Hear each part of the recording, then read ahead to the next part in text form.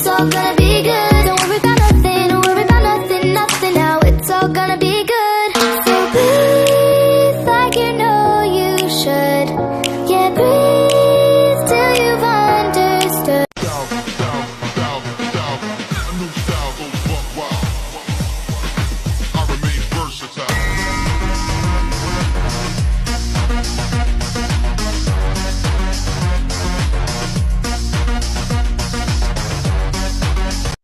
Good morning everyone. First of all, thank you for the opportunity given to me to present this material.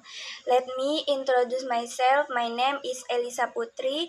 My study number is 254111145 and I am from the Management Study Program. Today, I would like to present a material entitled Introduction to Macroeconomic or Pengantar Ilmu Ekonomi Makro. Macroeconomic is a branch of economics that studies the economy as a whole, including inflation, unemployment, economic growth, and government policy. So, through this presentation, we will learn how macroeconomic affect the economy and our daily life. Let's begin the presentation. Sebelum membahas lebih jauh, terlebih dahulu kita perlu memahami pengertian dari ilmu ekonomi makro itu sendiri. Ekonomi makro adalah cabang ilmu ekonomi yang mempelajari kondisi perekonomian secara keseluruhan atau dalam skala besar. Ekonomi makro membahas berbagai hal yang berkaitan dengan keadaan ekonomi suatu negara, seperti inflasi, pengangguran, pertumbuhan ekonomi, pendapatan nasional, hingga kebijakan pemerintah. Berbeda dengan ekonomi mikro yang lebih fokus pada individu atau perusahaan, ekonomi makro lebih menekankan pada aktivitas ekonomi secara luas yang memengaruhi masyarakat dan negara. Contohnya seperti kenaikan harga bahan pokok, meningkatnya jumlah pengangguran, atau kebijakan pemerintah dalam mengatur pajak dan suku bunga. Oleh karena itu, ilmu ekonomi makro sangat penting untuk dipelajari karena membantu kita memahami bagaimana suatu negara menjaga kestabilan ekonomi dan meningkatkan kesejahteraan masyarakat. Next slide, kita akan membahas tentang tujuan ilmu ekonomi makro. Ilmu ekonomi makro memiliki beberapa tujuan penting dalam menjaga kondisi perekonomian suatu negara. Tujuan yang pertama adalah menjaga stabilitas ekonomi. Artinya, pemerintah berusaha agar kondisi ekonomi tetap aman, stabil, dan tidak mengalami gangguan yang besar. Kedua, meningkatkan pertumbuhan ekonomi. Pertumbuhan ekonomi menunjukkan adanya peningkatan produksi barang dan jasa dalam suatu negara. Tujuan berikutnya adalah mengurangi tingkat pengangguran dengan menciptakan lapangan pekerjaan yang lebih banyak bagi masyarakat. Selain itu, ekonomi makro juga bertujuan untuk mengendalikan inflasi agar harga barang dan jasa tidak naik terlalu tinggi. Dengan adanya tujuan-tujuan tersebut, ekonomi makro menjadi salah satu cara penting untuk menciptakan kondisi ekonomi negara yang lebih baik. Next, masalah dalam ekonomi makro.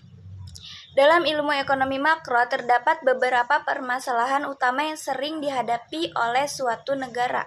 Masalah pertama adalah inflasi, yaitu kondisi ketika harga barang dan jasa mengalami kenaikan secara terus-menerus. Inflasi dapat menyebabkan daya beli masyarakat menurun karena uang yang dimiliki menjadi kurang bernilai. Masalah berikutnya adalah pengangguran. Pengangguran terjadi ketika seseorang yang mampu bekerja belum mendapatkan pekerjaan. Tingginya tingkat pengangguran dapat memengaruhi pendapatan masyarakat dan memperlambat pertumbuhan ekonomi. Selain itu, ada juga masalah kemiskinan dan ketimpangan pendapatan. Hal ini terjadi ketika sebagian masyarakat memiliki pendapatan yang tinggi, sedangkan sebagian lainnya masih hidup dalam keterbatasan ekonomi. Permasalahan lain yang dapat terjadi adalah krisis ekonomi, yaitu kondisi ketika perekonomian mengalami penurunan secara drastis dan menyebabkan ketidakstabilan ekonomi negara. Oleh karena itu, pemerintah perlu mengambil kebijakan yang tepat agar masalah-masalah ekonomi tersebut dapat dikendalikan. Banyak usaha mengalami kerugian, maka pertumbuhan ekonomi juga bisa melambat. Indikator kedua adalah tingkat inflasi. Inflasi menunjukkan kenaikan harga barang dan jasa secara umum dan terus-menerus. Contoh nyata yang sering kita rasakan adalah naiknya harga beras, minyak goreng, cabai, atau bahan bakar. Ketika inflasi terlalu tinggi, daya beli masyarakat akan menurun karena uang yang dimiliki tidak cukup untuk membeli kebutuhan sehari-hari. Indikator berikutnya adalah tingkat pengangguran. Tingkat pengangguran menunjukkan jumlah masyarakat yang belum memiliki pekerjaan meskipun mereka mampu bekerja. Contoh nyata pengangguran dapat kita lihat ketika lulusan sekolah atau kuliah kesulitan mendapatkan pekerjaan karena lapangan pekerjaan yang terbatas. Jika tingkat pengangguran tinggi, maka pendapatan masyarakat akan menurun dan kondisi ekonomi juga bisa terganggu. Selain itu, terdapat pendapatan nasional, yaitu total pendapatan yang diperoleh suatu negara dari seluruh kegiatan ekonomi. Pendapatan nasional dapat digunakan untuk melihat tingkat kesejahteraan masyarakat. Dan indikator terakhir adalah nilai tukar mata uang. Nilai tukar mata uang yang menunjukkan perbandingan nilai mata uang suatu negara dengan negara lain. Contohnya, ketika nilai rupiah melemah terhadap dolar Amerika, maka harga barang impor seperti elektronik atau bahan baku dari luar negeri menjadi lebih mahal. Oleh karena itu, indikator ekonomi makro sangat penting karena dapat membantu pemerintah memahami kondisi ekonomi negara dan menentukan solusi yang tepat untuk masyarakat. Next, saya akan membahas tentang inflasi. Inflasi adalah kondisi ketika harga barang dan jasa mengalami kenaikan secara umum dan terus-menerus dalam jangka waktu tertentu. Inflasi merupakan salah satu masalah utama dalam ekonomi makro karena sangat berpengaruh terhadap kehidupan masyarakat. Ketika inflasi terjadi, harga kebutuhan sehari-hari seperti beras, minyak goreng, telur, cabai, dan bahan bakar menjadi lebih mahal. Akibatnya, masyarakat harus mengeluarkan uang lebih banyak untuk memenuhi kebutuhan yang sama. Contoh nyata yang sering terjadi di Indonesia adalah kenaikan harga bahan pokok menjelang hari raya atau setelah kenaikan harga BBM. Misalnya, harga cabai yang biasanya sekitar Rp30.000 per kilogram bisa naik menjadi Rp80.000 per kilogram. Hal tersebut membuat daya beli masyarakat menurun karena nilai uang menjadi berkurang. Inflasi dapat disebabkan oleh beberapa faktor. Pertama, karena permintaan masyarakat yang terlalu tinggi terhadap suatu barang. Kedua, karena biaya produksi meningkat, seperti kenaikan harga bahan baku atau biaya transportasi. Ketiga, karena jumlah uang yang beredar di masyarakat terlalu banyak. Walaupun inflasi dalam jumlah kecil masih dianggap normal, tetapi jika inflasi terlalu tinggi, maka dapat menyebabkan kondisi ekonomi menjadi tidak stabil.